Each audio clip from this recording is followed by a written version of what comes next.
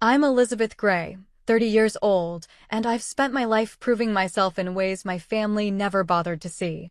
For years, I gave everything, my loyalty, my silence, even my dignity, just to keep the peace at home. But on a flight to Hawaii, when my father laughed out loud, "She's useless. She can't do anything right," something shifted. Hours later, when the engines exploded midair and panic took over, I made a choice that changed everything. Have you ever been dismissed, humiliated, or underestimated by the very people who should have had your back? If so, share your story in the comments. You're not alone. Before I dive in, let me know where you're watching from. And if you've ever had to stand tall after being torn down, hit that like button and subscribe for more true stories about reclaiming your worth. Because what happened next, none of them ever saw coming. The flight to Hawaii was supposed to be a celebration. My parents had booked first-class seats for the whole family, a rare gesture that should have felt generous. Instead, it became another stage for their familiar performance of disappointment. I watched them settle into their leather seats with the practiced ease of people who belonged in expensive spaces, while I fumbled with my carry-on in the aisle. "Move faster," my mother said, not looking up from her magazine. "People are waiting." The overhead bin wouldn't close properly. My bag was wedged at an awkward angle, and every attempt to adjust it made things worse. Behind me, a line of passengers was forming, their impatience growing visible. I could feel my face heating up as I struggled with the latches. "She's useless," my brother muttered from his seat. "Can't even pack right." My father chuckled, the sound carrying further than he probably intended. Some things never change. I finally got the bin closed and slid into my seat, the middle seat, naturally. My parents flanked the window and aisle, leaving me squeezed between them like an afterthought. The airplane was filling up around us, families chatting excitedly about their vacations, couples sharing headphones, business travelers settling in with their laptops. Everyone seemed to belong somewhere. I pulled out my book and tried to disappear. The flight attendant began her safety demonstration, pointing to exits and explaining oxygen mask procedures with the kind of cheerful professionalism that made everything sound routine. I watched her movements, noting the practiced efficiency, the way she scanned the cabin for potential problems. Old habits. My parents ignored the presentation entirely, already deep in conversation about dinner reservations at the resort. "Did you confirm the restaurant for tomorrow night?" my mother asked. "Of course I did," my father replied. "Though I'm not sure why we needed a table for 5. Could have saved money with 4. They weren't trying to be cruel. That was the strange thing about my family. Their casual dismissal of me had become so natural that they didn't even recognize it as meanness anymore. It was just how things were. I was the extra person, the one who tagged along but didn't quite fit. The plane pushed back from the gate, and I felt the familiar mixture of excitement and anxiety that came with takeoff. Through the small window, I watched the ground crew waving us toward the runway. The engines were spinning up, their sound growing from a whisper to a roar. We rolled forward, gathering speed, and then we were airborne. Hawaii stretched ahead of us, 5 days of beaches and family dinners and carefully orchestrated activities designed to create the appearance of togetherness. I'd been on these trips before. I knew my role. I would smile for photos and stay quiet during conversations and try not to do anything that might embarrass them in front of other tourists. "Did you remember to pack sunscreen?" my mother asked, turning to me for the first time since we'd boarded. "Yes." "The right kind?" "Not that cheap stuff that doesn't work." "I packed the brand you recommended." She nodded, already losing interest. My father was studying the in-flight magazine, circling activities with a pen. My brother had his earbuds in, eyes closed. The plane climbed steadily through layers of clouds, leaving the mainland behind. I tried to read, but the words kept blurring together. The conversation from the gate kept replaying in my head. "She's useless. Can't even pack right." Small comments, easily dismissed, but they accumulated over time like sediment in still water. Years of similar moments had settled into something heavy and permanent. The thing was, I had packed everything correctly. I always did. I was methodical about preparation, careful about details. I'd learned to be that way out of necessity. When you're constantly told you're incompetent, you develop systems to prove otherwise, at least to yourself. But competence, I discovered, wasn't the point. The point was the role I played in their story about themselves. My parents needed me to be the disappointing daughter so they could feel successful as parents. My brother needed me to be the screw-up so he could be the golden child. I was useful to them precisely because I was, in their eyes, useless at everything else. The flight attendant came by with drinks. My parents ordered wine. My brother got a Coke. I asked for water. Just water, the attendant asked, her professional smile flickering with something that might have been sympathy. Just water. My father glanced over. You could get something else. We're on vacation. Water's fine. He shrugged and returned to his magazine. The gesture said everything, casual indifference, the assumption that my preferences didn't really matter anyway. Why waste energy caring about what I wanted to drink? I sipped my water and looked out the window again. We were flying over open ocean now, the Pacific stretching endlessly in every direction. The water was a deep blue-black, unmarked by ships or islands. It was beautiful and vast and completely empty. I found it oddly comforting. Somewhere below us, 37,000 feet down, fish were swimming through trenches deeper than mountains were tall. Whales were singing songs that traveled for hundreds of miles. Storms were forming and dissipating in patterns too large for any single observer to comprehend. All of it invisible from where we sat, contained in our pressurized tube of recycled air and careful climate control. I'd spent a lot of time thinking about perspective over the years. How the same situation could look completely different depending on where you stood. From my family's point of view, I was the problem child who never quite measured up. From mine, I was someone who'd learned to survive in a system designed to diminish me. The truth, I suspected, was somewhere in between. But I was beginning to think that maybe the truth mattered less than what you decided to do with it. The plane hit a small pocket of turbulence, just enough to make our drinks slosh gently in their cups. My mother gripped the armrest for a moment, then relaxed when the motion smoothed out. Turbulence was normal, expected. The airplane was built to handle much worse than a little atmospheric roughness. Just like people, I thought. We're all built to handle more than we think we can. The question is what happens when we finally find out what that limit actually is. The flight to Hawaii was supposed to be a celebration. Instead, it was already becoming something else entirely. I just didn't know it yet. Halfway through the flight, something shifted. Maybe it was the wine, or maybe my father had been building up to this moment since we'd left the ground. Either way, the careful politeness that had kept our family interactions civilized suddenly evaporated. It started with a comment about the resort reservations. My mother was worried about the dinner seating, whether we'd get a good table, whether the restaurant would be too crowded. Normal vacation anxieties that should have been easy to manage. I'm sure it'll be fine, I said. These places are used to handling large parties. My father looked at me like I'd said something profoundly stupid. What would you know about it? You've never organized anything like this. The comment hung in the air between us. A few nearby passengers glanced over, then quickly looked away. This was the kind of family drama that made people uncomfortable on airplanes, too intimate for public consumption, but impossible to escape in the confined space. I was just trying to help, I said. Help.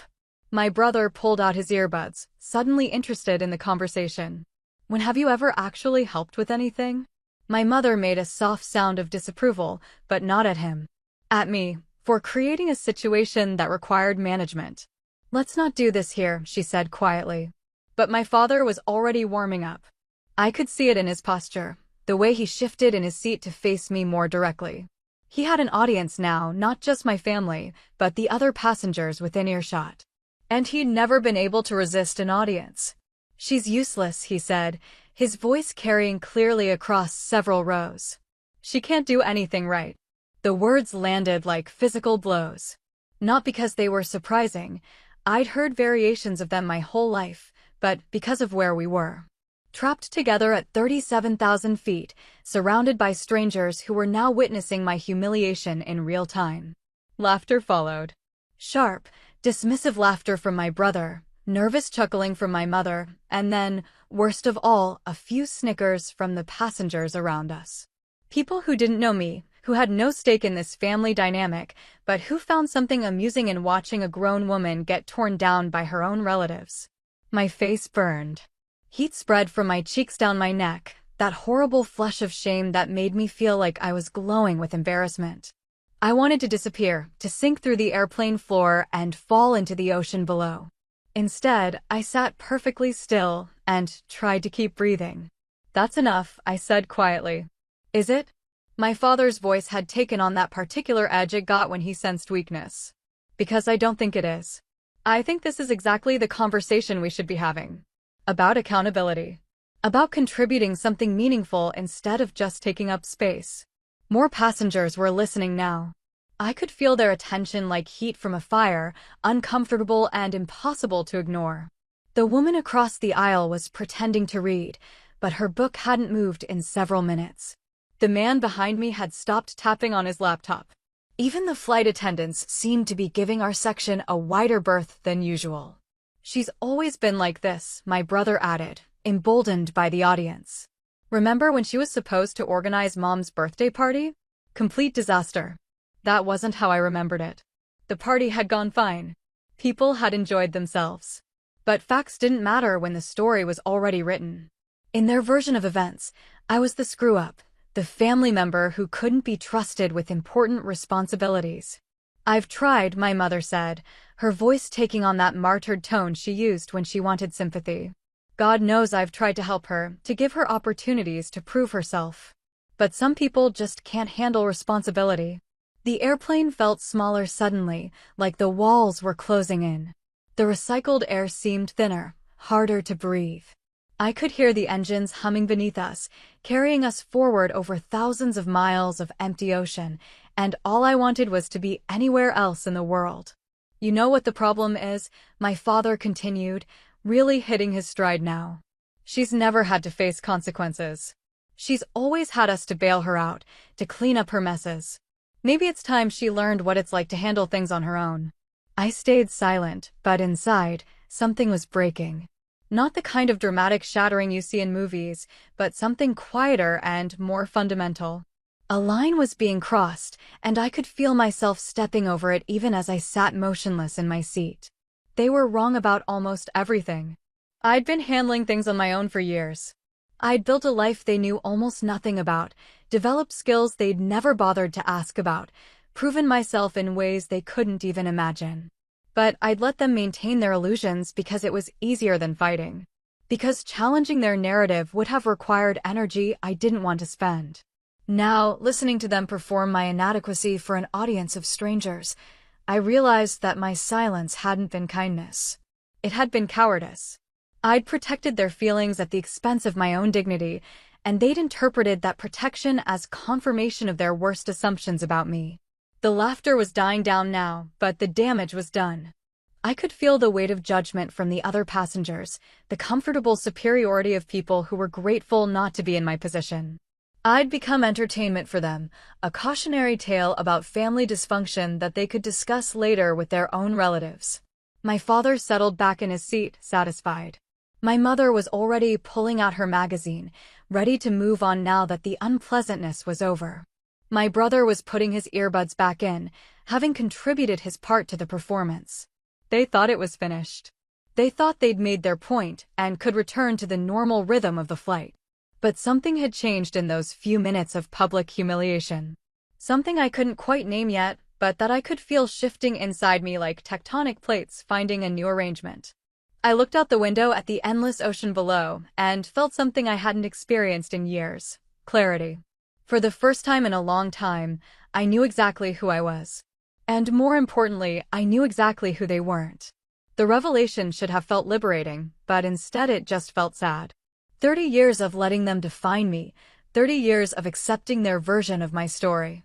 I'd wasted so much time trying to earn approval from people who were fundamentally incapable of giving it. But that was about to change. I just didn't know how dramatically. It wasn't always this way. Growing up, I was the overlooked middle child, caught between my older brother's achievements and my younger sister's charm. I was the quiet one who didn't fight back, who learned early that invisibility was safer than attention. When attention came, it was usually the wrong kind. I enlisted at 18, partly to serve my country and partly to escape the suffocating weight of family expectations. The military was a revelation. For the first time in my life, I was judged purely on performance. Your background didn't matter, your family's opinion of you was irrelevant. What mattered was whether you could do the job. And I could do the job. Better than most, it turned out. I had a natural aptitude for flying that surprised even me. The instructors noticed it during basic training, the way I understood aircraft systems intuitively, the way I stayed calm under pressure. They recommended me for advanced programs, opportunities that led to more opportunities. Fighter pilot training was brutal. The washout rate was nearly 70%. The physical demands were extreme, but the mental pressure was worse. Every day, instructors looked for reasons to eliminate candidates. They tested your decision-making under stress, your ability to process information quickly, your capacity to function when everything was going wrong at once. I thrived. Not because I was fearless, I was terrified most of the time, but because I'd learned to function despite fear. Years of family dynamics had taught me to compartmentalize, to perform under hostile conditions, to maintain focus when people were actively working to undermine my confidence. The first time I flew solo in a fighter jet, I understood something fundamental about myself. I wasn't the incompetent person my family had convinced me I was. I was someone who could handle complex machinery traveling at 600 miles per hour, someone who could make split-second decisions with lives hanging in the balance. The contrast with my family's assessment of my capabilities was so stark it was almost funny. Almost, but not quite. Because I was starting to realize how much their opinions had cost me over the years. How many opportunities I'd avoided because I believed I wasn't capable. How many times I'd held myself back because I'd internalized their expectations of failure. But I never told them the details of what I was doing. When I called home from training bases, I kept things vague. Still in the Air Force, I'd say. Still learning to fly. They assumed I had some kind of support role, maybe flying cargo planes or doing routine transport missions. To them, I was still the girl who tripped over her shoelaces in gym class. It was easier that way. Explaining would have required them to fundamentally revise their understanding of who I was, and people don't do that easily. Especially when their identity is built around being the successful ones in the family, the ones who had their lives figured out while their daughter stumbled through hers. My first deployment was to a combat zone. I can't talk about all the specifics, but I can say that flying missions in hostile territory teaches you things about yourself that you never learn in training. You discover reserves of concentration you didn't know you had. You learn to trust your instincts completely because hesitation can be fatal. I was good at it. Better than good. My squadron leader wrote commendations that used words like exceptional and outstanding and natural leadership ability. The same qualities my family had spent years telling me I lacked were the ones that made me excel in one of the most demanding jobs in the world. When I came home on leave, I tried to share some of what I'd experienced. Not the classified parts, just the basic reality of what my life had become. But they couldn't process it. My father changed the subject when I mentioned combat missions. My mother asked if I was getting enough sleep and eating properly, as if I were still a child who couldn't take care of herself. My brother was the worst. He'd graduated from business school and gotten a job at a consulting firm, and he treated my military service like an extended phase I was going through. "When are you going to get a real job?" he asked. "You can't stay in the military forever." I stopped trying to explain after that. It was like speaking a foreign language to people who had no interest in learning it. They'd constructed a version of me that served their psychological needs, and contradictory evidence wasn't going to change that. So I lived two separate lives. In one, I was a decorated fighter pilot who'd earned the respect of peers and superiors through demonstrated competence under extreme conditions. In the other, I was the disappointing daughter who couldn't be trusted with important responsibilities. The cognitive dissonance was exhausting. Every family gathering required me to shrink myself back down to their size, to pretend that their assessment of my abilities was accurate. I did it because maintaining family relationships seemed important, because I'd been taught that challenging their narrative was selfish and destructive. But sitting on that airplane, listening to them perform my inadequacy for strangers, I realized that I'd been protecting the wrong thing. I'd been so concerned with keeping the peace that I'd sacrificed my own dignity. I'd let them define me for so long that I'd almost forgotten who I really was. The woman next to me was reading a magazine article about successful female entrepreneurs. The irony was almost too perfect. Here I was, being publicly humiliated by people who thought I couldn't handle basic adult responsibilities, while I possessed skills that most people couldn't even imagine. I could land a damaged aircraft on a carrier deck in rough seas.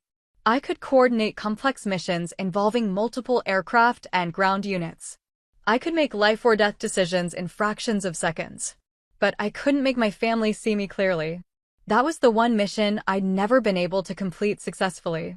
Looking back, I think that moment on the airplane was when I finally stopped trying. Not consciously, I didn't make a deliberate decision to give up on earning their approval. But something inside me let go of the hope that things might change if I just tried harder or explained better or proved myself more completely. They were going to think what they wanted to think regardless of evidence. That wasn't a problem I could solve through better performance or clearer communication. It was a limitation they'd chosen, and I was done making it my responsibility to overcome. The freedom in that realization was terrifying and exhilarating at the same time. For the first time in my adult life, I didn't have to care what they thought of me. I could just be who I actually was and let them deal with the consequences of their own assumptions. I had no idea how dramatically that shift in perspective was about to be tested. As the humiliation replayed in my mind, I stared out the window to steady myself. The Pacific stretched endlessly below us, a vast expanse of blue-black water that seemed to absorb light rather than reflect it. From this altitude, the ocean looked deceptively calm, its surface smooth as glass. But I knew better. Down there, currents were shifting, storms were brewing, forces were at work that could reshape coastlines and alter weather patterns thousands of miles away. I thought about the years I'd spent pushing past their doubts, the nights in simulators running emergency scenarios until my responses became automatic. The deployments where I'd proven myself over and over again, not to earn recognition, but because lives depended on precision. The countless hours of training that had transformed me from the uncertain girl they remembered into someone I was still learning to recognize. My father's voice kept echoing in my head, "She's useless. She can't do anything right." The casual cruelty of it was what hurt most. Not anger or disappointment, which would have suggested I mattered enough to evoke strong emotions.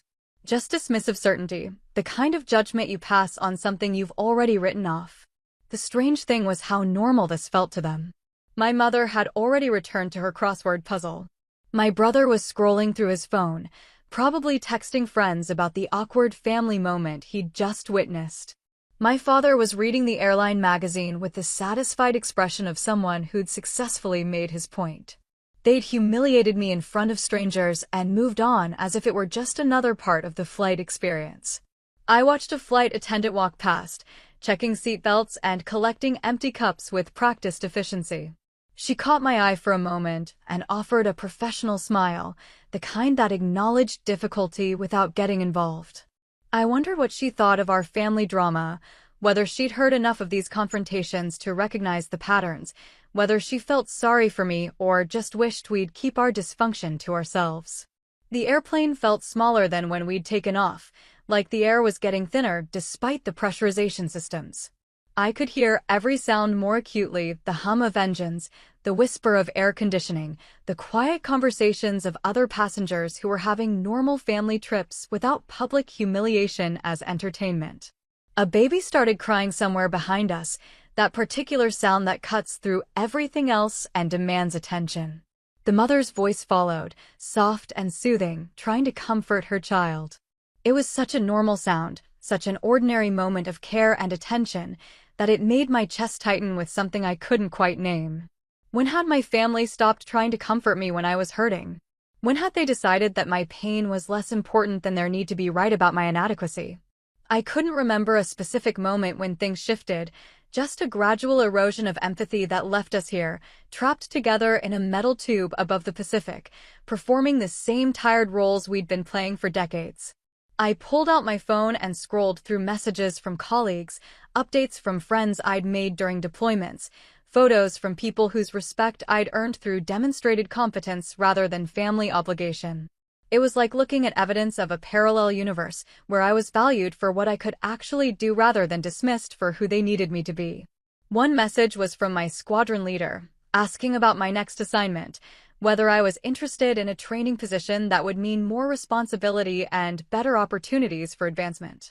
It was the kind of career development most people in my field would jump at, recognition of abilities that had been tested under real-world conditions. I stared at the message and felt the disconnect between my two lives more acutely than ever. In one world, I was someone worth promoting, someone whose judgment was trusted with expensive equipment and dangerous missions. In the other, I was someone who couldn't be trusted to pack correctly for a vacation. The cognitive dissonance was becoming unbearable.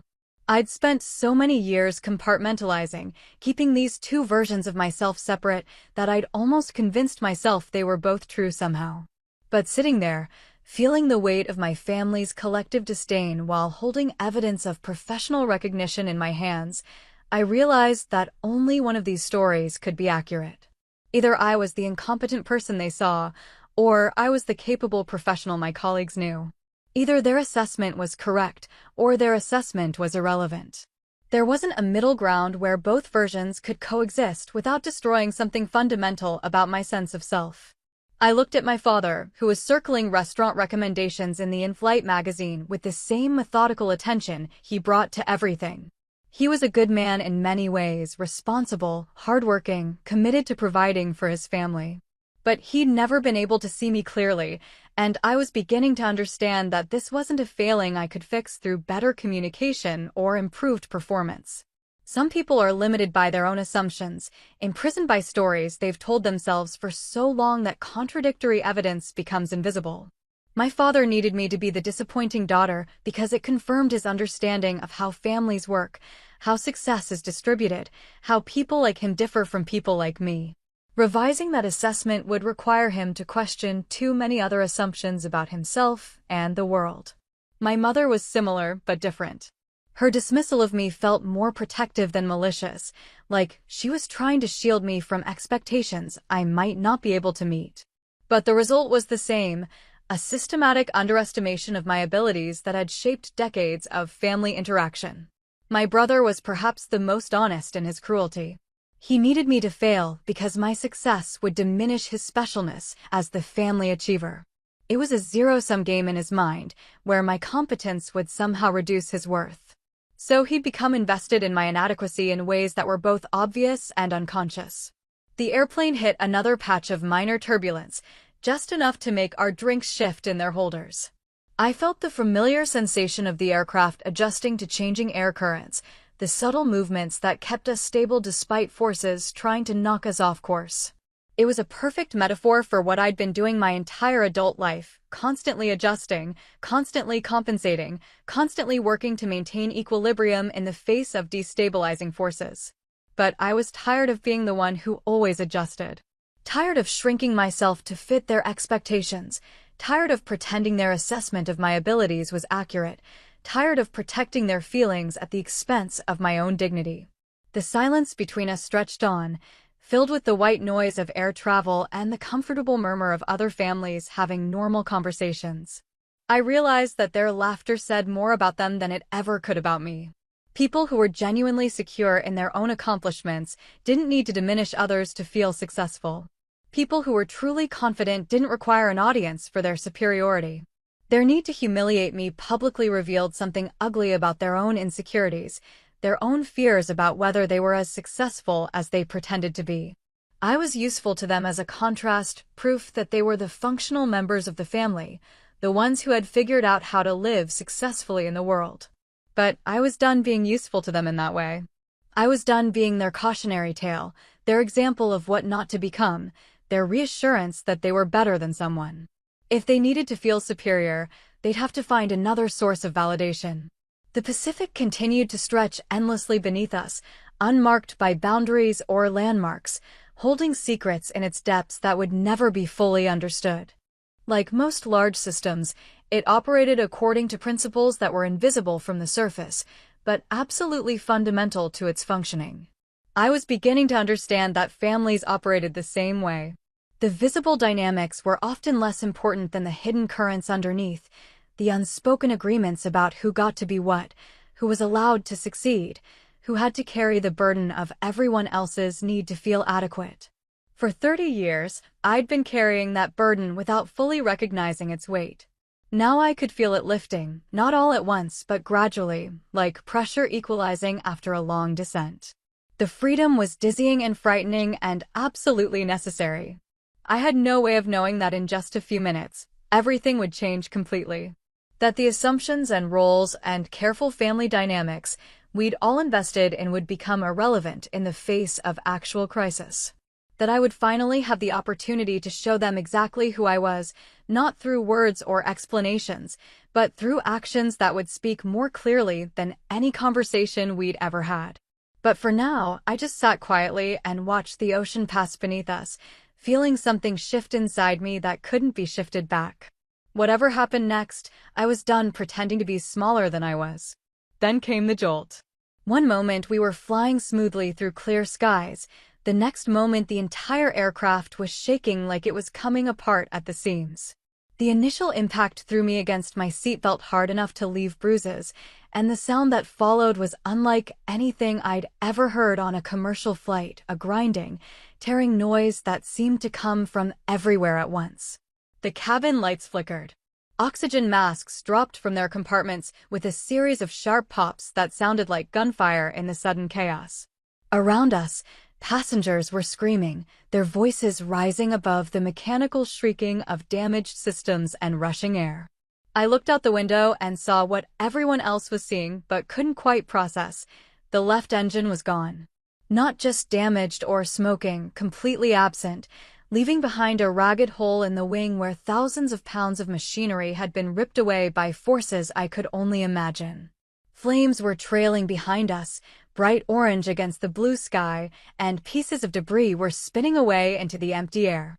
My family's reactions were immediate and predictable. My mother grabbed my father's arm and started praying in a high, panicked voice. My brother went pale and fumbled for his phone, as if calling someone could somehow fix what was happening 37,000 feet above the Pacific Ocean. My father sat frozen, his face drained of color, staring at the oxygen mask dangling in front of him like he'd never seen one before. Around us, the cabin had erupted into chaos.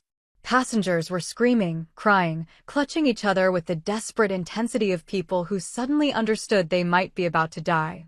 The flight attendants were trying to restore order, moving through the aisles with practiced efficiency despite their own obvious fear, helping people with their oxygen masks and attempting to calm the panic that was spreading through the cabin like a contagion. But I felt something else entirely. As the airplane shuddered and bucked around us, as alarms sounded from the cockpit and the smell of smoke began to filter through the cabin air, I experienced a strange kind of clarity.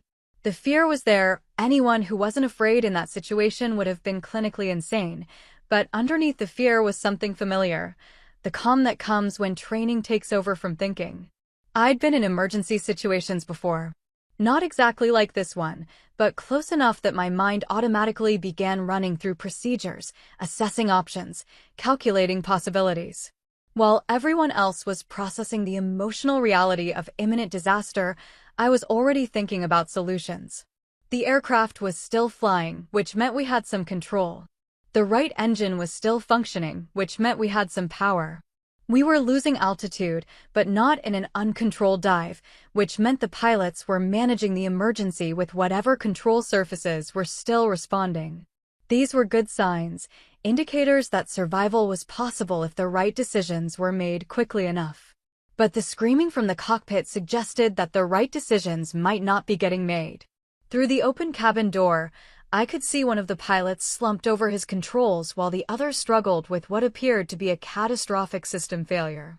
The aircraft was yawing to the left, fighting the asymmetric thrust that was trying to flip us over, and the pilot, who was still conscious, was clearly overwhelmed by the complexity of the emergency. "We're going to die," my mother whispered, her voice barely audible above the chaos. "Oh God, we're all going to die." My father reached for her hand, his own trembling visibly. For the first time in my life, I saw him looking genuinely helpless, stripped of the confidence and authority that had defined him in my mind for as long as I could remember. My brother was hyperventilating, the oxygen mask sliding off his face as he gasped for air. They were looking at me now, all of them, with expressions I'd never seen before. Not the usual dismissal or casual contempt, but something desperate and pleading. As if they suddenly remembered that I existed, that I might have some kind of answer to what was happening to us. "Do something," my brother said, his voice cracking with panic. "You're in the military. You must know what to do." The irony was so sharp it was almost funny. 5 minutes ago, I was useless, incompetent, someone who couldn't be trusted with basic responsibilities. Now, faced with actual life-threatening crisis, they were turning to me for salvation. The same person they'd spent the last hour humiliating was suddenly their best hope for survival. But I didn't say any of that. There wasn't time for recriminations or "I told you so" moments. The aircraft was in serious trouble, people were going to die if someone didn't act quickly, and I might be the only person on board with the training and experience necessary to prevent a complete disaster. I unbuckled my seatbelt and stood up, moving toward the aisle with the kind of steady purpose that comes from years of emergency training. Around me, passengers were still screaming and crying, but I tuned them out the way I'd learned to tune out distractions during combat missions. Focus on what mattered. Ignore everything else. A flight attendant tried to stop me. "Sir, you need to return to your seat and put on your oxygen mask." "I'm a pilot," I said, loud enough for her to hear me over the chaos. "Fighter pilot. I need to get to the cockpit." She looked at me with the kind of desperate hope that people cling to in impossible situations. "Can you help them?" "I can try." She stepped aside, and I moved forward through the cabin, past rows of terrified passengers who were clutching their oxygen masks and each other with equal desperation. The aircraft was still shaking, still losing altitude, but it was flying. That was the important thing. As long as it was flying, there was hope. The cockpit door was open, probably because the crew had been too busy dealing with the emergency to worry about security protocols. I could see both pilots now, one unconscious, possibly from hitting his head during the initial impact, the other wrestling with controls that were barely responding to his inputs. "I'm a pilot," I called out as I approached. "Military. I can help." The conscious pilot looked back at me with eyes wide with relief and desperation. "Thank God. I can't hold it much longer. We lost the left engine completely, hydraulics are failing, and Jim is unconscious. I don't know if we can make it to land." I stepped into the cockpit and took in the situation at a glance. Every instinct I developed over years of training told me that this aircraft was on the edge of complete catastrophic failure. But it was still flying, still responding to some degree to pilot input, which meant there was still a chance. For the first time in my life, I was going to show my family exactly who I really was. Not through words or explanations, but through actions that would speak more clearly than any conversation we'd ever had. I moved toward the pilot's seat, steady and calm despite the chaos erupting around us, and felt something I hadn't experienced in years, complete certainty about my own capabilities. Whatever happened next, there would be no more questions about whether I could handle responsibility. I moved toward the cockpit with the kind of steady purpose that comes from years of training under pressure. The conscious pilot looked back at me with desperate relief when I identified myself, his face streaked with sweat and tension. Behind me, I could hear my family calling out, their voices barely audible above the mechanical screaming of damaged systems and the terrified cries of other passengers. "What's the situation?" I asked, sliding into the seat beside him while quickly assessing the instrument panel. "Complete engine failure on the left side," he said, his voice tight with controlled panic. "We lost it about 3 minutes ago. No warning, just gone. Hydraulics are failing, we're losing cabin pressure, and I can't get Jim to respond." He gestured toward the unconscious pilot. I've never dealt with anything like this in a commercial aircraft. I looked at the instrument readings and felt my training take over completely. The situation was bad, worse than bad, but it wasn't hopeless. The right engine was still generating power, which meant we had thrust and electrical systems. The aircraft was responding to control inputs, even if sluggishly. We were losing altitude steadily, but not in an uncontrolled dive. "What's our fuel status?" I asked, already scanning the gauges. "About 2 hours remaining, but I don't think we have 2 hours. The hydraulic systems are failing, which means we're going to lose control surfaces. And we're still over the Pacific. Nearest airport is at least an hour away." I checked our position on the navigation display. We were roughly halfway between the mainland and Hawaii, which meant we had limited options for emergency landing sites. But there were options, and that was what mattered. "Have you declared an emergency with air traffic control?" "Yes, they're vectoring us toward the nearest suitable airport, but good. Keep them informed of our status changes. I'm going to help you stabilize this aircraft." The pilot, his name tag read Captain Morrison, nodded with the kind of desperate trust that people place in potential saviors when they have no other choices. "What do you need me to do?" "Keep flying. I'm going to work on the engine and hydraulic problems." I'd flown different aircraft than this commercial airliner, but the fundamental principles were the same. Power, lift, control, and navigation, the four basic requirements for keeping any aircraft in the sky. We had power from the remaining engine, we had lift as long as we maintained airspeed, and we had enough control to keep flying level. Navigation was just a matter of getting to the nearest runway before something else failed catastrophically. The hydraulic failure was the most serious immediate problem.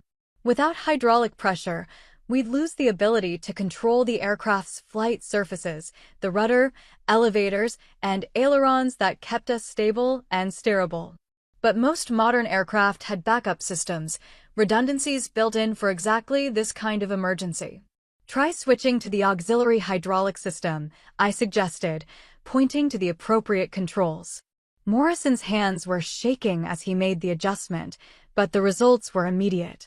The aircraft's response to control inputs improved noticeably, and several warning lights on the instrument panel switched from red to amber. "That's better," he said, relief evident in his voice. "How did you know to do that?" "Emergency procedures. We drill this stuff constantly in military training. Different aircraft, same principles." Behind us, I could hear the flight attendants working to calm the passengers, their professional voices cutting through the chaos with practiced authority. The screaming had died down somewhat, replaced by a tense murmur of prayers and whispered conversations. People were beginning to process what was happening, moving from pure panic toward the kind of grim determination that emerges when survival becomes the only priority. I checked the unconscious pilot's pulse, steady but weak, and made sure his airway was clear. He'd taken a significant blow to the head during the initial emergency, probably when the aircraft lurched from the engine failure. He needed medical attention, but that would have to wait until we were safely on the ground. "What's our descent rate?" I asked. Morrison checked the altimeter. "About 800 feet per minute. We're at 31,000 now." That gave us roughly 38 minutes before we'd be forced to attempt a water landing, assuming we couldn't find a runway. The mathematics were simple and unforgiving. We needed to cover a lot of distance in a limited amount of time with a damaged aircraft that was gradually losing its ability to fly. "What airports are within range?" "Air traffic control is vectoring us toward an emergency field about 200 miles southeast of our current position. It's a military airstrip, long enough to handle commercial aircraft, but the approach is going to be challenging even under normal conditions." I knew the field he was talking about. I'd landed there before during training exercises. The runway was adequate, but it was surrounded by mountainous terrain that made the approach tricky even for experienced military pilots. In a damaged commercial airliner with failing systems, it would be like threading a needle while blindfolded. But it was possible. Difficult, dangerous, with a significant probability of failure, but possible. And possible was infinitely better than the alternative. "I can get us there," I said, and meant it. Morrison looked at me with the kind of assessment that pilots give each other when lives are on the line. Whatever he saw in my expression seemed to reassure him. "What do you need?" "I need to take primary controls. You handle communications with air traffic control and monitor the engine status. If anything changes with our power situation, let me know immediately." He nodded and began making the transition, his hands steady now that he had someone sharing the burden of decision-making. As I took control of the aircraft, I felt the familiar sensation of connection between pilot and machine, the subtle feedback through the controls that told me exactly how the aircraft was responding to my inputs. The airplane was hurt, but it was still flying. The asymmetric thrust from the remaining engine wanted to pull us into a left turn, but I could compensate with rudder pressure. The reduced hydraulic pressure made the controls heavy, but they were still responsive enough for precise flying. We were losing altitude, but gradually and under control. I began a shallow turn toward the emergency airfield, feeling the aircraft's response through my hands and feet. Every vibration, every small change in the engine note, every shift in the instrument readings became part of my awareness. This was what I'd been trained for, not this exact situation, but situations where technical knowledge and calm decision-making were the only things standing between survival and disaster. Through the cockpit windows, I could see the Pacific Ocean stretching endlessly in every direction, beautiful and terrifying in its vastness. If we couldn't make it to the airfield, that water would be our only option for an emergency landing. Commercial aircraft weren't designed for water landings, and the survival rate for ocean crashes was depressingly low. But I wasn't going to let that happen. Not to the hundreds of passengers behind me, not to the crew who were depending on me, and not to my family who were finally seeing me for who I really was. Air traffic control wants to know our passenger count and fuel remaining, Morrison said. Tell them we have approximately 340 souls on board and about 90 minutes of fuel. And tell them we're going to need emergency services standing by: fire, rescue, medical. As he relayed the information, I continued the careful descent toward the emergency airfield. Every minute that passed brought us closer to safety, but also closer to the point where our remaining systems might fail completely. It was a race against time and physics, and the margin for error was shrinking with each passing moment. Behind me, I could hear my family's voices among the general murmur of passenger conversation. They weren't screaming anymore, weren't demanding that someone else fix their problem. They were watching me work, seeing me handle responsibility under pressure, witnessing competence they'd never believed I possessed. The irony wasn't lost on me.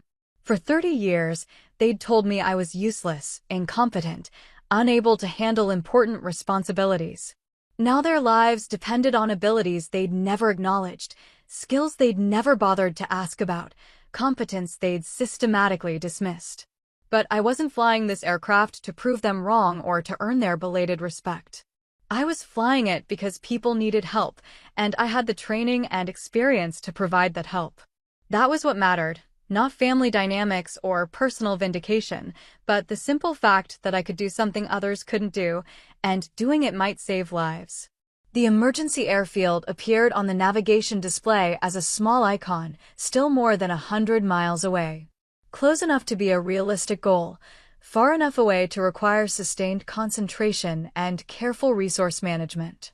I began calculating approach speeds and landing distances, factoring in our reduced control authority and the uncertainty of how the damaged aircraft would handle during the crucial final minutes of flight. "How are you feeling about this?" Morrison asked quietly.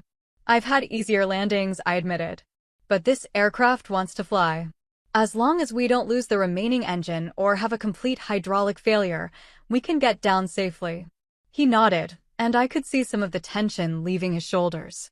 Having someone else share the burden of decision-making was allowing him to focus on his specific responsibilities instead of carrying the weight of everyone's survival alone. That was what competent people did for each other. They shared burdens, contributed their expertise, worked together to solve problems that no individual could handle alone. It was a lesson my family had never learned, too invested in their individual superiority to understand the value of collaboration. But they were learning it now, whether they realized it or not. They were depending on me in a way they never had before, trusting me with responsibility they'd never believed I could handle. The shift in our relationship was subtle but fundamental, and it was happening 37,000 feet above the Pacific Ocean in a damaged aircraft racing against time toward an uncertain landing. I adjusted our heading slightly and continued the descent, monitoring every system, every gauge, every indication that might tell me how much more the aircraft could endure. Behind me, hundreds of people were trusting me to get them safely back to the ground. including my family, who were finally seeing me exactly as I was. When the wheels finally screeched onto the emergency strip 43 minutes later, after an approach that required every bit of skill I'd developed over years of training, the cabin erupted in applause and tears of relief. We'd made it. Against significant odds, with failing systems and damaged aircraft, we'd made it safely back to solid ground. But the landing was just the beginning of a much larger change that had started the moment I stood up from my seat and walked toward the cockpit. My family's understanding of who I was had been shattered as completely as the aircraft's engine, and what would emerge from that wreckage was going to be very different from what had existed before. As I helped Morrison shut down the systems and prepare for evacuation, I could hear my family's voices behind me, calling my name with a mixture of relief and something else I couldn't quite identify. For the first time in my adult life, they were seeing me clearly. And what they saw was someone who could handle responsibility when it mattered most. The emergency vehicles were already surrounding the aircraft, firefighters and paramedics and rescue personnel ready to deal with whatever problems emerged from our damaged landing. Through the cockpit windows, I could see news crews setting up their equipment, preparing to document what would undoubtedly become a major story about a successful emergency landing. But all of that was secondary to the fundamental shift that had occurred during those crucial minutes when training overcame family dysfunction, when competence mattered more than preconceptions, when the person they dismissed as useless became the person everyone depended on for survival. My family would never call me useless again. Not because I demanded their respect or proven them wrong through argument, but because I demonstrated capabilities they couldn't ignore or dismiss. Actions, as it turned out, really did speak louder than words. And for the first time in 30 years, I was looking forward to our next family conversation. When the wheels finally screeched onto the emergency strip, the cabin erupted in relief and celebration. Passengers who had been certain they were going to die were suddenly faced with the overwhelming reality of survival. The sound of applause mixed with tears and laughter and prayers of gratitude created a wall of noise that seemed to physically press against the aircraft's walls. But I remained focused on the immediate tasks that would ensure everyone got off the aircraft safely. The landing had been successful, but we weren't completely out of danger yet. The damaged systems that had gotten us this far might still fail catastrophically, and with emergency vehicles surrounding the plane, fuel leaks or electrical problems could create new hazards. "Nice work," Captain Morrison said, his voice steady now that we were safely on the ground. "I've never seen anyone handle a situation like that so calmly." "Just training," I replied, but I could hear the pride in my own voice. Not arrogance, pride. There was a difference, and for the first time in my life with my family, I didn't feel the need to minimize my accomplishments or deflect recognition of my abilities. The evacuation began with the practiced efficiency that comes from extensive crew training and regular emergency drills. Flight attendants moved through the cabin, helping passengers gather essential belongings and directing them toward the exits in order of priority. The elderly and families with children went first, then everyone else in orderly rows. I stayed in the cockpit until the medical team arrived to take care of Jim, the unconscious pilot. He was stirring now, conscious, but clearly disoriented, asking questions about what had happened and where we were. The paramedics loaded him onto a stretcher with the kind of careful attention that suggested his injuries were serious, but not life-threatening.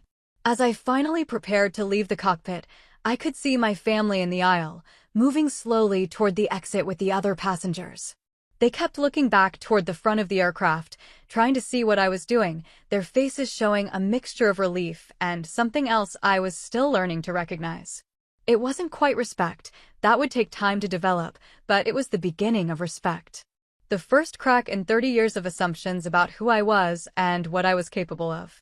They had witnessed something that couldn't be explained away or dismissed as luck or accident. They had seen competence under pressure, decision-making in crisis, skills they hadn't known I possessed. The evacuation was proceeding smoothly, which was what mattered most. Every passenger who walked off that aircraft alive was a small victory, proof that the emergency procedures had worked, that training and preparation and calm decision-making could triumph over catastrophic mechanical failure. I gathered the essential paperwork and prepared to leave the cockpit. As I stepped into the cabin, I could see that most of the passengers had already evacuated, leaving behind only a few stragglers and the crew members who were doing final safety checks. The aircraft felt eerily quiet after the chaos of the last hour, like a building after everyone has gone home for the night. My family was waiting for me near the exit door. They'd stayed behind while other passengers evacuated, which surprised me. I'd expected them to be among the first people off the aircraft, eager to get away from the scene of potential disaster. Instead, they were standing together in a small group, watching me approach with expressions I'd never seen before. "Are you okay?" my mother asked, and I could hear genuine concern in her voice. Not the performative worry she usually displayed when she wanted to appear caring, but actual anxiety about my well-being. "I'm fine," I said. "How about you? How's everyone feeling?" "We're okay," my father said quietly. "Thanks to you." The words hung in the air between us, heavy with implications neither of us was quite ready to explore. This was uncharted territory for our family, a situation where I had been the competent one, the person who solved the problem, the one whose abilities had mattered most when everything was on the line. "I can't believe you knew how to do that," my brother said, and for once there was no mockery in his voice. "I mean, I knew you were in the Air Force, but I never realized. I never understood what that meant." "Most people don't," I replied. "It's not something that comes up in normal conversation." But even as I said it, I realized that wasn't entirely true. It hadn't come up in our conversations because I'd learned not to bring it up, learned that talking about my military experience made them uncomfortable, challenged their assumptions about family hierarchy and success. I'd made myself smaller to accommodate their need to feel larger. That was going to change now. Not dramatically, not with confrontations or demands for recognition, but gradually and fundamentally. I was done pretending to be less capable than I was, done protecting their egos at the expense of my own dignity. "We need to get off the aircraft," I said. "The emergency crews need to secure the scene." We moved toward the exit together, passing through the door where a flight attendant was waiting to assist passengers down the inflatable slide that had been deployed for the evacuation. It was surreal to be leaving the aircraft this way after what we'd just experienced, like waking up from a dream that had been part nightmare and part revelation. The emergency crews were waiting at the bottom of the slide with blankets and bottles of water, treating everyone like survivors of a traumatic experience rather than passengers who had simply arrived at an unexpected destination. Which, I supposed, was exactly what we were. News crews were setting up their equipment at a respectful distance, preparing to document what would undoubtedly become a major story. I could already imagine the headlines: "Hero pilot saves commercial flight," "Emergency landing prevents disaster," "Military training saves 340 lives." The kind of recognition that I'd never sought, but that felt strangely satisfying after years of having my abilities dismissed. My family stayed close to me as we moved through the crowd of passengers and emergency personnel. They seemed uncertain about how to behave, like actors who had suddenly found themselves in a play where the script had changed mid-performance. The roles they were used to playing, the successful parents and the achieving brother contrasted with the disappointing daughter, no longer made sense in light of what they'd witnessed. "Will there be an investigation?" my mother asked. "Probably. The FAA investigates all serious incidents involving commercial aircraft. They'll want to know exactly what happened and why the engine failed." "Will they want to talk to you?" "Almost certainly. I was acting pilot in command for the emergency landing. They'll want a detailed account of the procedures we followed and the decisions we made." She nodded, but I could see her processing the implications of what I was saying. Her daughter, the one she'd spent years telling people couldn't handle responsibility, was going to be interviewed by federal investigators about her role in preventing a major aviation disaster. The cognitive dissonance must have been overwhelming. A reporter approached us, recognizing that we were passengers from the aircraft and hoping for interviews.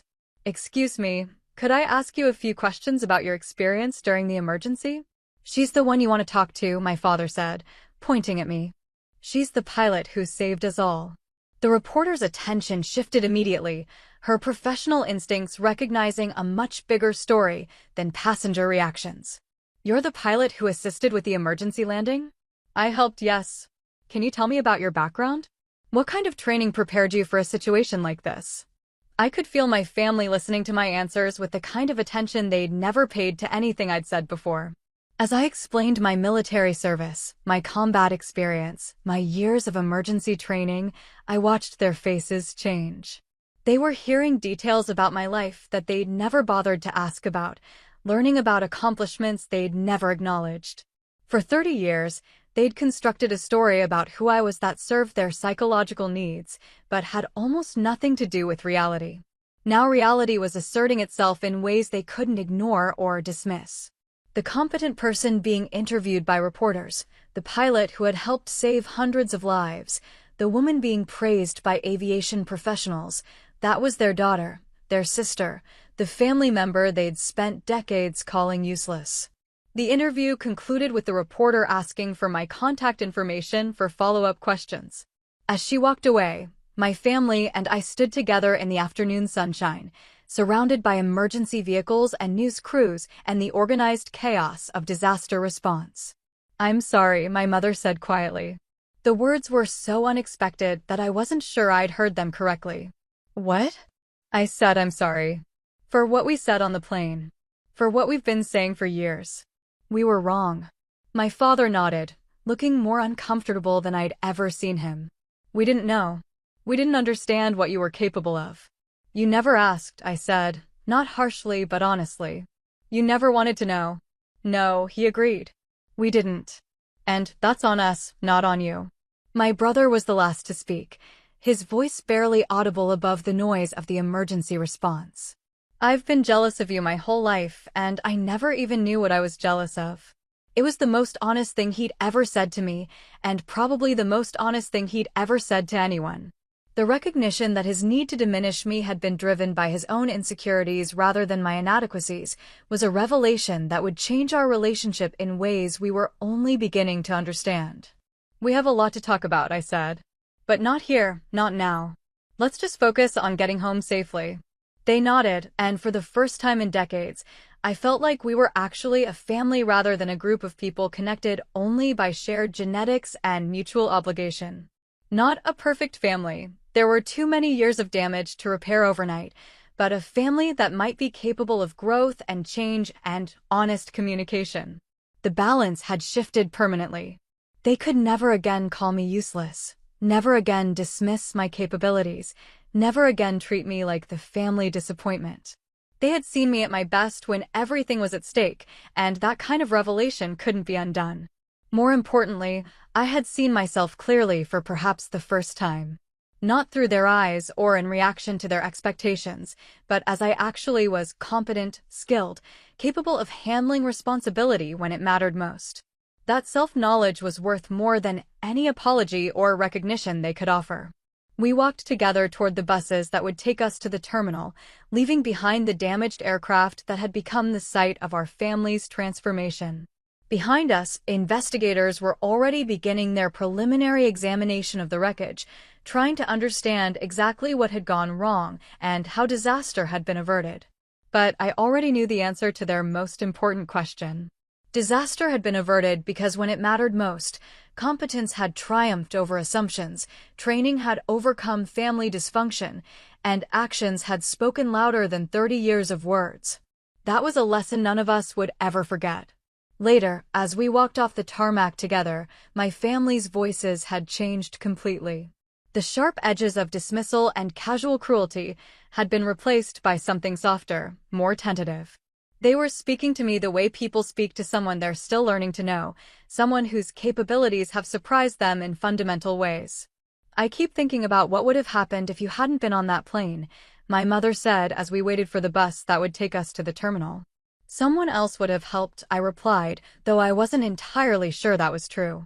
The specific combination of training and experience that had allowed me to assist Captain Morrison wasn't common among commercial airline passengers. "But what if there hadn't been someone else?" she pressed. "What if you'd been the only person who could have handled that situation?" It was a question I'd been avoiding thinking about, but she was right to ask it. If I hadn't been on that flight, if I hadn't had the training and experience necessary to assist with the emergency landing, the outcome might have been very different. Hundreds of lives had potentially depended on capabilities my family had spent decades dismissing as irrelevant. I try not to think about what-if scenarios, I said. What matters is what actually happened. But privately, I was beginning to understand the full implications of what had occurred. Not just the successful emergency landing, but the complete reversal of family dynamics that had defined our relationships for 3 decades. The person they'd called useless had become the person everyone depended on when survival was at stake. The irony was almost overwhelming. For years, I'd wanted their recognition, their acknowledgement of my abilities, their respect for what I'd accomplished in my military career. I'd imagined scenarios where they would finally see me clearly, where they would apologize for their dismissive treatment and acknowledge their mistakes. Now that it had actually happened, it felt different than I'd expected. Less satisfying, more complicated. Because I could see how much their revelation was costing them, how difficult it was for them to confront the fact that they'd been fundamentally wrong about someone they'd known their entire lives. My father was particularly struggling with the adjustment. He kept looking at me sideways, as if I were a puzzle he was trying to solve.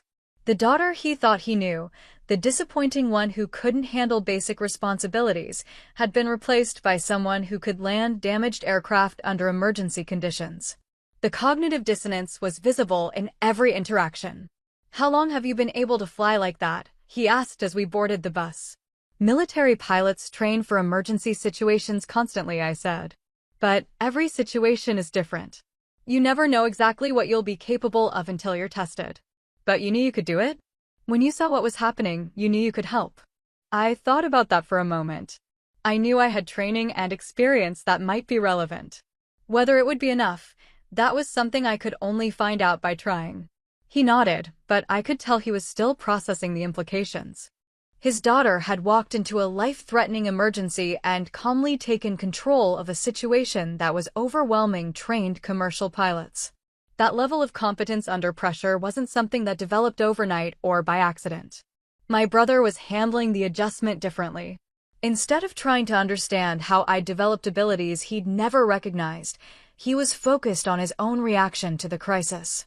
"I completely panicked," he admitted. "When I saw that engine explode, I thought we were all going to die, and I just froze. I couldn't think, couldn't move, couldn't do anything useful." "That's a normal response to a life-threatening situation," I said.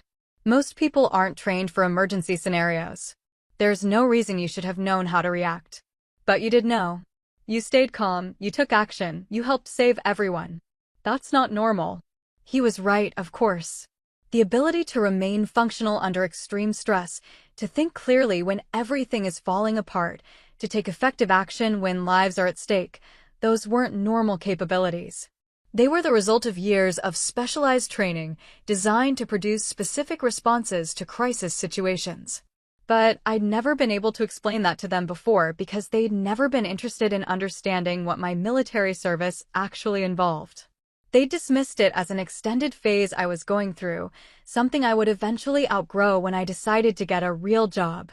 Now they were beginning to understand that what they'd seen as a temporary deviation from normal life had actually been the development of capabilities they couldn't imagine possessing themselves.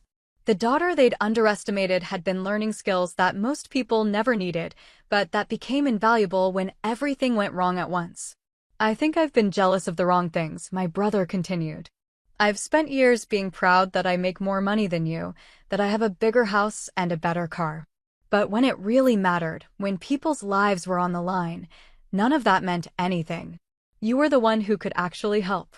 It was the most honest conversation we'd ever had, and it was happening on a bus full of airplane crash survivors being transported to an emergency terminal in the middle of nowhere. The absurdity of the situation wasn't lost on me, but it also felt exactly right somehow. Crisis had a way of stripping away the superficial layers of relationships and revealing what was actually important underneath. My mother was quieter than usual, lost in her own thoughts about what she'd witnessed. Finally, she turned to me with the kind of direct question she'd never asked before. "What else don't we know about you?" It was a simple question that opened up possibilities for conversation we'd never had. For the first time in my adult life, she was asking about my experiences rather than making assumptions about them. She wanted to know who I actually was instead of insisting on who she thought I should be. A lot, I said honestly. There's a lot you don't know. Will you tell us? Not right now, but when we get home. Will you help us understand what your life has actually been like? I looked at her carefully, trying to assess whether this was genuine curiosity or just a temporary reaction to dramatic circumstances.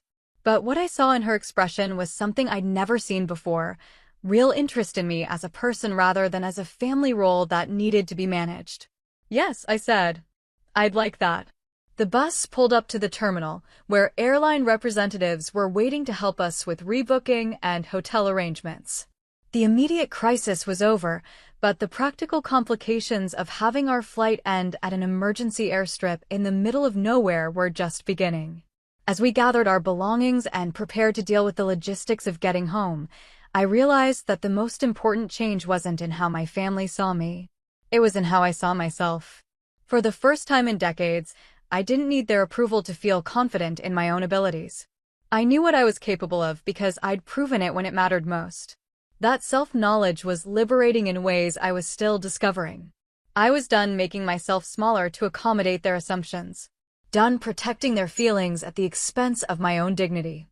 Done accepting their assessment of my worth instead of trusting my own experience. The balance had shifted permanently, and there was no going back to the old dynamics that had defined our relationships for so long. They could never again dismiss me as the family disappointment, and I would never again accept that role even if they tried to assign it to me. We walked into the terminal together, but we weren't the same family that had boarded the flight to Hawaii that morning. We were something new, something that would need to be negotiated and redefined through honest conversation and mutual recognition of who we all actually were. For the first time in my life, I was looking forward to that process. The lesson was simple. Sometimes, the only way to silence doubt is not with words, but with proof written in action. I'd spent 30 years trying to explain myself to people who weren't interested in understanding. In the end, it had taken a crisis to show them what I'd always known about myself, that I was capable of far more than they'd ever imagined. Now, finally, they knew it too. And more importantly, I knew that their knowledge or ignorance of my capabilities didn't define me. I defined me through the choices I made and the actions I took when everything was on the line. That was a truth no family dysfunction could ever change, and no amount of dismissal could ever diminish. It was mine, earned through experience and proven under pressure, and it would remain true regardless of what anyone else thought or said or believed. The plane to Hawaii had become something much more important, the place where I stopped being who they thought I was and started being exactly who I'd always been. The difference was that now everyone could see it clearly, including me. That flight changed everything for me and for my family. The same people who once called me useless now know exactly who I am. But more importantly, I know it too. Have you ever been underestimated by the people closest to you, only to prove them wrong when it mattered most? How did it feel when the truth finally came out? And if you've ever carried other people's doubts on your shoulders, what did it take for you to finally set them down? Drop your story in the comments. I'd love to hear it. And if this resonated with you, hit that like button, subscribe, and share this with someone who needs the reminder. You're capable of far more than people may believe.